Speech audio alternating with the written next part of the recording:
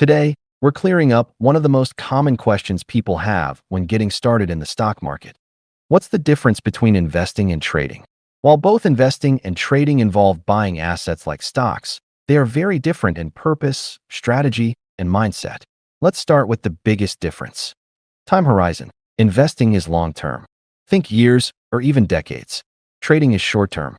Traders might buy and sell within a day, a week, or a few months. Next is goals. Investors aim to build wealth over time, often for retirement or big life goals. Traders look to make quick profits by timing the market. Third is strategy. Investors typically use a buy and hold approach. They research companies or invest in index funds like the S&P 500 and let their investments grow.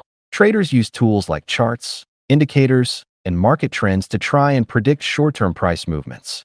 Then comes risk and reward.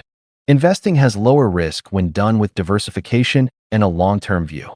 Trading involves higher risk because it relies on timing, volatility, and fast decisions. Another key difference is mindset and habit. Investors are patient. They ride out market ups and downs.